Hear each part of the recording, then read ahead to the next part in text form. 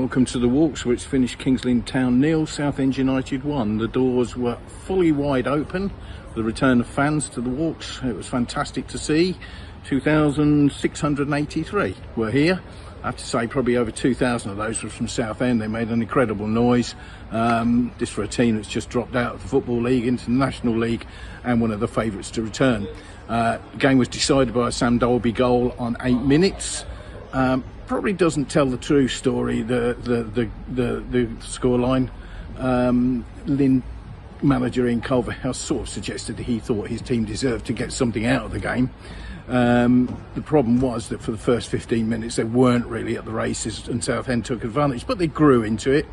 No Cameron King for the Linnets, but new signing Joe Rowley came into midfield and looked really good. The fact that he was substituted near the end was simply to do with his fitness levels. He hasn't played much lately. Lynn grew into the game, didn't have too many chances. A long-range effort from Tyler Denton went bombing over in the first half. Second half, again, in the early stages, first 15 minutes, it was all Southend. And they had their chances. Now, the one man who stood between Rhys Murphy, I have to just check my notebook, beg your pardon, and the goal was Paul Jones. Rhys Murphy had 4 opportunities where there was just Jones between him and the frame of the goal. I think it was 2 he put wide and Jones saved the other 2. Jones had a really good debut, and you can see why Ian Culverhouse wanted to bring in an experienced goalkeeper. He really has looked like he made a difference here. The 2 wing backs, Ross Barrows and Tyler Denton, did very well as well. Like I say, Rowley stood out. Then there was a turning point with 6 minutes to go, when I think it was 6 minutes to go, when Junior Marias saw red in more ways than one. He got tackled from behind by Demetriou. Didn't like it, turned and stamped. It was so blatant he didn't even try to hide it. Stamped on the Southend player right on the ankle. He writhed in agony, and so he should, I guess. And the referee had absolutely no hesitation. It was a red card. He went off. Murphy had already been subbed, ran on and was in his ear all the while as he walked down the tunnel. But even before he'd left the pitch, Marias had his head in his hands. He knew what he'd done, how reckless and stupid really it was.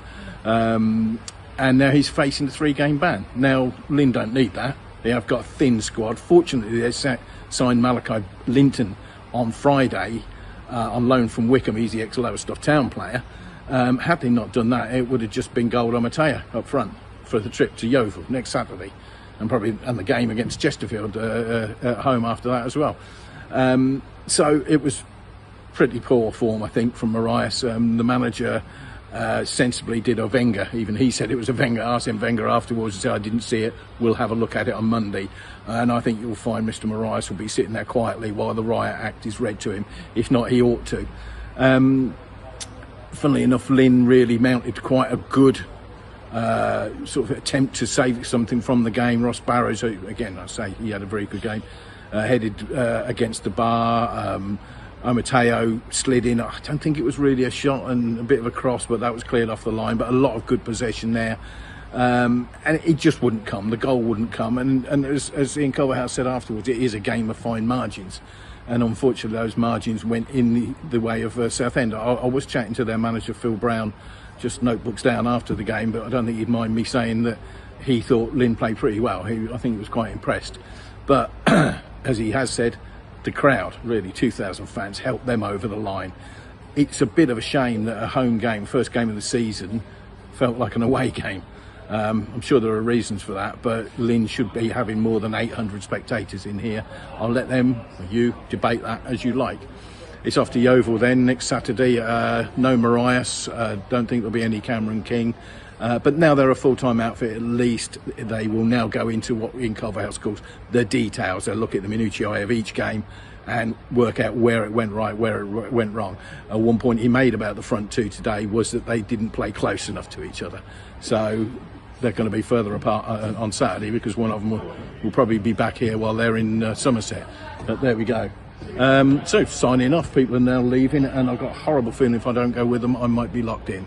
So I hope you enjoyed that. Thank you for watching. Bye.